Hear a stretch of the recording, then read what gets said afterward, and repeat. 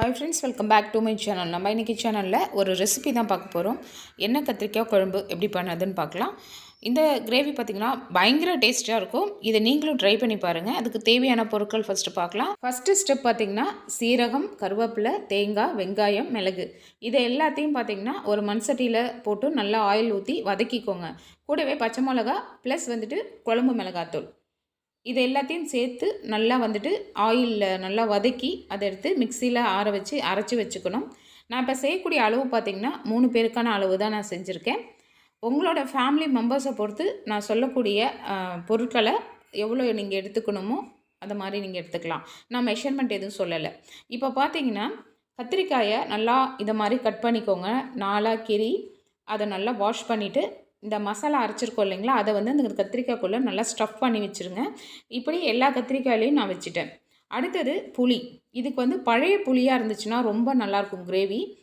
நான் எடுத்துருக்கிறது பழைய புளி தான். உங்களுக்கு பார்த்தாலே தெரியும் டார்க்காக இருக்கிறது. அடுத்தது குழம்பு மிளகாத்தூள் ஒரு 2 ஸ்பூன் எடுத்துக்கோங்க. அப்புறம் வெறும் சில்லி பவுடர் ஒரு 1/2 ஸ்பூன் எடுத்துக்கோங்க. மஞ்சத்தூள் கொஞ்சம்.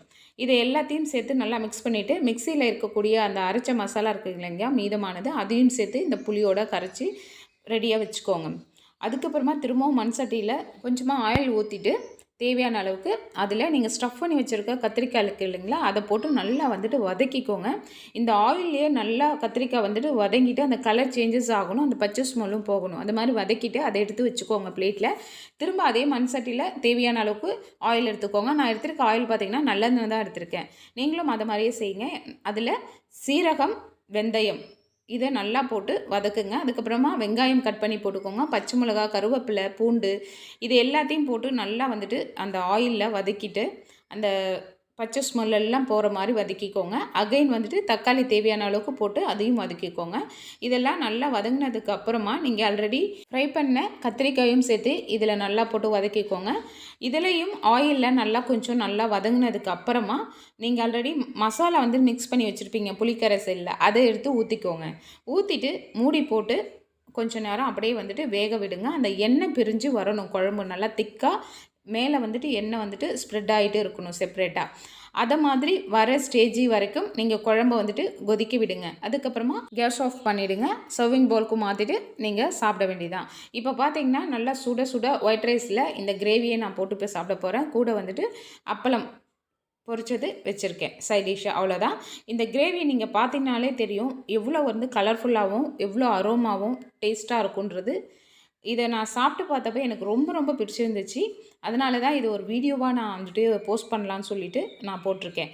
நீங்களும் இதை மாதிரி இந்த எண்ணெய் கத்திரிக்காய் கிரேவியை இந்த ஸ்டைலில் செஞ்சு பாருங்கள். கண்டிப்பாக உங்களுக்கு பிடிக்கும்.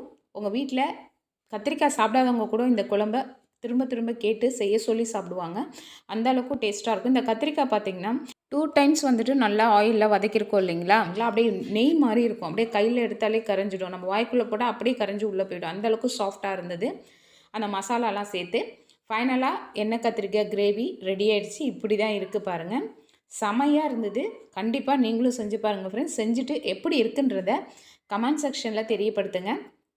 குவான்டிட்டி உங்களோட ஃபேமிலி மெம்பர்ஸ்க்கு தகுந்த மாதிரி நீங்கள் கூட்டிக்கோங்க, குறைச்சிக்கோங்க ஃப்ரெண்ட்ஸ். கண்டிப்பாக இந்த வீடியோ பிடிச்சிருக்குன்னு நினைக்கிறேன். இந்த வீடியோ பிடிச்சிருந்துச்சுன்னா லைக் பண்ணுங்கள், ஷேர் பண்ணுங்கள், கமெண்ட் பண்ணுங்கள். இவ்வளோ நேரம் பொறுமையாக பார்த்ததுக்கு ரொம்ப ரொம்ப தேங்க்ஸ். தேங்க்யூ, பாய்.